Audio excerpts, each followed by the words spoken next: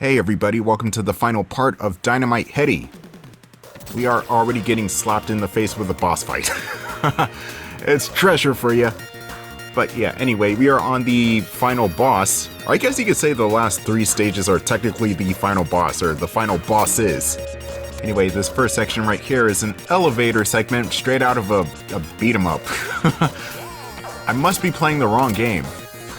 You do want to be careful with the segment because any of these ceilings will crush you if you get pinched in between those and the elevator. It's a very tense segment, especially when you got enemies blocking the way. It's very easy for you to die. You want to watch out for Trouble Brouhaha, as he's trying to shoot you. He will attempt to screw up your platforming. Don't worry about the spikes. Well, actually do worry about the spikes. They will not kill you in one hit if you just jump into them, but one hit crushing is still a thing, so you want to be quick on how you get out of these situations.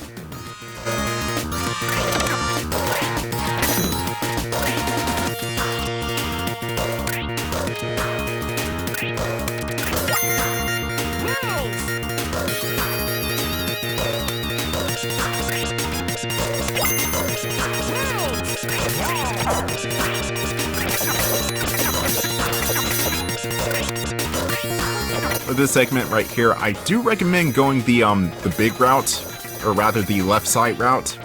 You still keep your speed in normal size, whereas if you're small, you're slower.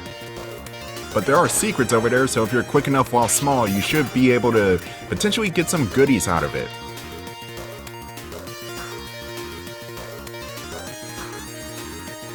Well, looks like it's the end of the line. We cannot take down the Super Fighter 2000, or Trouble Bruin. Yeah, this thing is too powerful. I mean, look at that cannon. It's just trained on us. We can't do anything about that. I mean, what should I do? I'm screwed. I'm boned. I'm about to be taken out by a purple cat puppet thing. It's my goal in life is to be killed by one of those. I mean, shit. Just look at the impressiveness, the majesty of Purple Cat. Trouble Bruin. Honestly, he should be the star of the show. That was the best attack in this whole entire game. But of course it's not over, as the boss fight turns into a run like hell section. As the Super Fighter 2000 goes haywire and Trouble Bruin actually disembarks here. He just straight up gets out of the vehicle and tries to chase you down along with the fighter. Brain Break! Which I believe in the American version this stage was actually called either Illegal Weapon or I think it was Fatal Contraption. It's one of those two. Either way, the name is a reference to a movie from the 80s. Now, Trouble Bruin here is trying to take you down with him, trying to take you with the ship. If you let him get too close, he will physically bear hug you to slow you down. It's not a good look. But the good thing is, Trouble Bruin does not deal contact damage. No, the real damage comes from the fucking Super Fighter. The thing is constantly shooting laser beams, which is really good at catching me off guard because they shoot at weird diagonal angles, I'm telling you. It's not even straight down left or straight down right or any sort of diagonal that makes sense. I'm pretty sure it's firing wherever the hell it damn well pleases. All the while, Trouble Bruin is trying to drag you down. The system's keeping me down, man. It's keeping me down. But what you want to do here is you actually kind of want to let Trouble Bruin grab onto you so you can hit him in the face. It's kind of counterintuitive, but it's really the only way you can get some good hits on Trouble Bruin while at the same time trying to avoid this thing. Oh good god, what is happening? Oh, I thought I won the fight. Damn. But yeah, this boss, if you can even call it that, or the escape sequence, whatever. It's not really too difficult in the Japanese version because you don't take that much damage from the boss. The American version, however, is very evil, as is with the next boss coming out, the final boss, which makes sense because it's Dark Demon. But in the Japanese version, he is a bit more manageable. Emphasis on bit.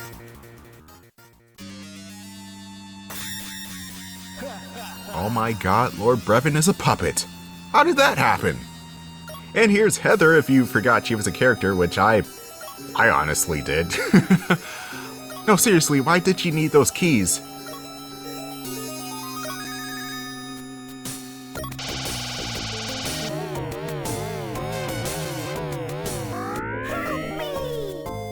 Wow, good job, Heather. You really showed him. Fucking... Oh, what is with this Final Fantasy IV ass background? Everything is cooler with starscapes.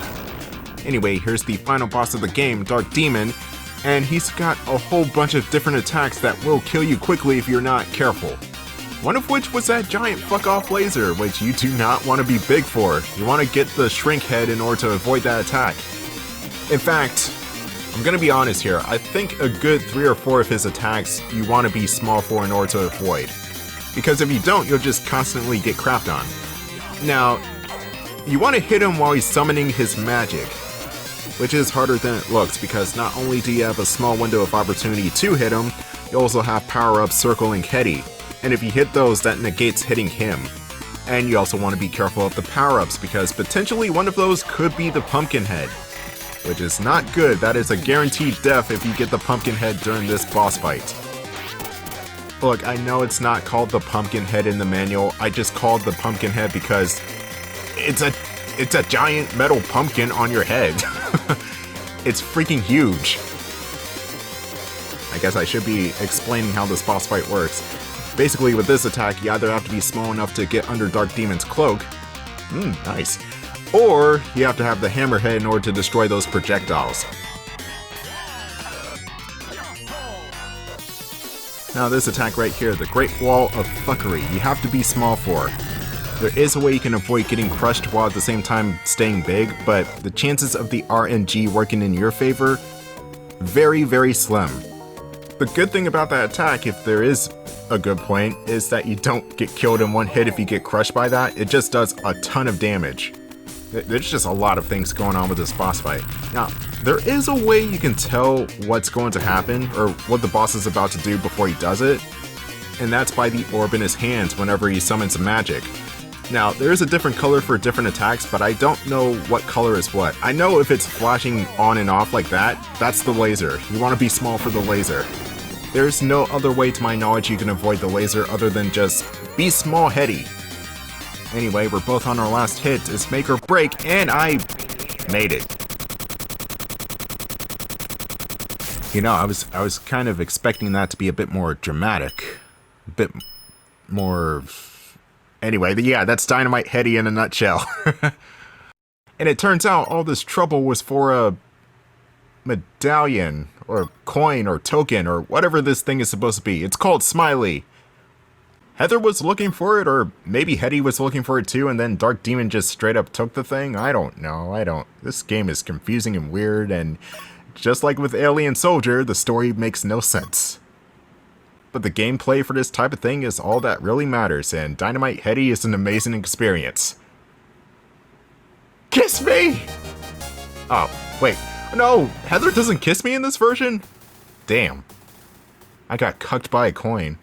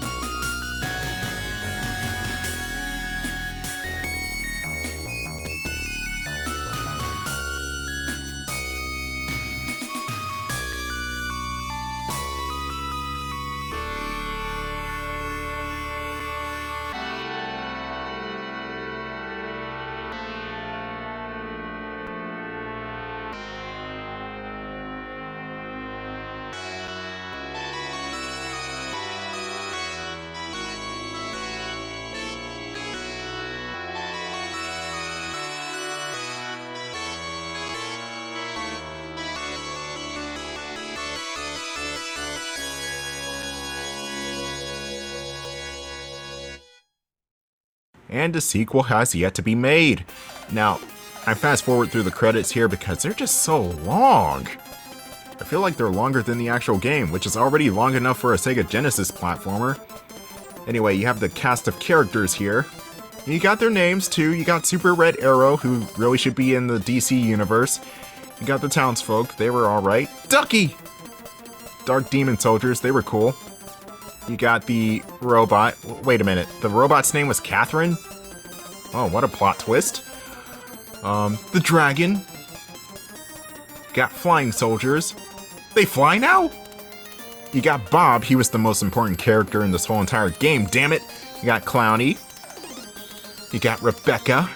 I'm pretty sure I just bombed to death. Brownie Bun Bun, he was a good one. Super Machine Tank 4. What happened to the other three? Funky Runmel, what kind of fucking name is that? Then you got, I don't even know how you pronounce that name.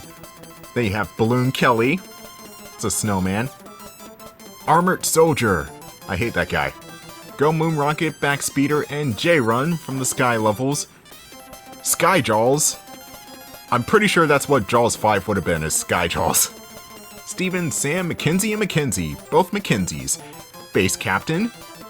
Muscle Nasu Nasu, and Beth, and Robinson. Taru. I thought it was Son of Sun. Head Spinner. Shogun, Mary, Trick Hat, and Floor Sweeper. Oh, you cannot forget about the Floor Sweeper. Thunder Captain! No, I'm not gonna keep this up for every character. This has been Dynamite Headdy, the main game anyway. We still got one more bonus boss fight left. And it's a really quick boss fight too. And besides, I went out of my way to get all the secret numbers, so why not show it? But yeah, this is a cool ass game. Honestly, Dynamite Headdy is one of the better Sega Genesis games in my opinion. And it's kind of sad in a way because nobody really talks about Dynamite Headdy anymore for some reason. I don't know why. Maybe it's because it was released later into the Sega Genesis lifespan. I mean, this did come out in 1994. I'm not sure if the PlayStation 1 was released during this time or maybe a couple months after this game's release. I know the Sega Saturn was out during this time though. What I'm trying to say is that this game was quickly put to the side for bigger and potentially better things, depending on how you feel about the whole 3D advent that was going on during the mid to late 90s. In my opinion, I think this game is better than 80% of those games. I mean, don't get me wrong, you got your Final Fantasy 7s and Mario 64s and Star Fox 64s, but you also have Bubsy 3D, so you take the good with the bad. But in the 2D department of good, you got this game, such a classic, and you also got Symphony of the Night. Such a classic as well. I love that game. One of my favorite games of all time. This should be the end of the credits, which is going to bring about more credits, this time of the staff who made this game. And I'm going to skip these credits because not only are they also long, they're in Japanese.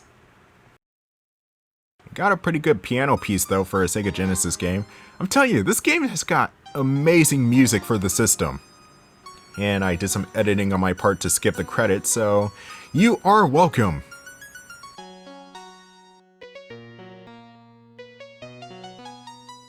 Then we got 4 out of the 4 secret numbers, which means I can do the boss fight, the secret boss fight.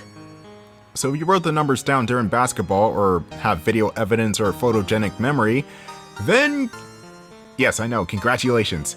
You want to input your code into the keypad here. Mine's is 2122.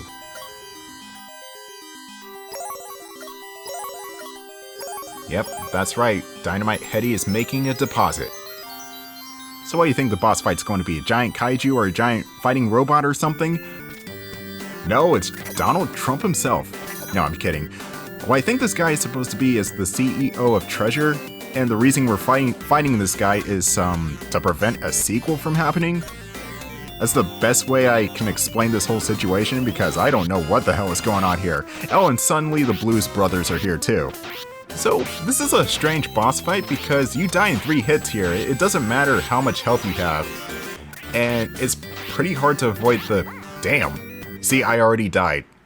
But the good thing is, you have unlimited tries here, so you can die as much as you want. So the first phase of the boss fight, you have to jump in a very specific way in order to avoid the cash. And also try to take out one of the Blues brothers quickly, so that way you can just deal with one of them. Because dealing with two of them is a bitch. Ow! How come Cash hurts Headdy that much? What is going on here? Is he just deathly allergic to money? Or is it like Setzer's attack from Final Fantasy VI where he throws coins at people? I mean, I bet that would hurt because he's throwing coins, not actual paper money. And that's why Setzer is the GOAT. Wait, what am I saying? Setzer's not even really that great of a character to play as in Final Fantasy VI. Ugh. Now, a good way to deal with Mr. Burns from The Simpsons here is he's going to shoot a bunch of homing money shots at you. Oh, that sounded way better in my head. What the... Anyway, you want to walk from one side of the screen to the other in order to avoid those, the homing paper trail. There we go, that's a better name. Better than, yeah, you just want to keep hitting this guy in the face, and I'm surprised that a rich man can take this much abuse. I mean, holy crap, he's tough. Maybe instead of Donald Trump, it's actually Vince McMahon. Now that's a tough billionaire. But yeah, you just hit him in the face, run away from the money, rinse, lather, repeat. Oh my god, these homing shots. Can you die, please? And the thing about this boss is he doesn't even have a health bar, so you can't see the amount of damage you're doing, or the amount of progress you're even making. You could be on the last hit, but you'll never know until he actually does this. Anyway, we just knocked out the CEO, or whoever that's supposed to be, I don't know. And we saved the world of puppets, or the city of Puppetville, or something. I still don't know what's going on in this game. Anyway, my name is Don, this has been Dynamite Headdy, and I'll see you guys for the next game.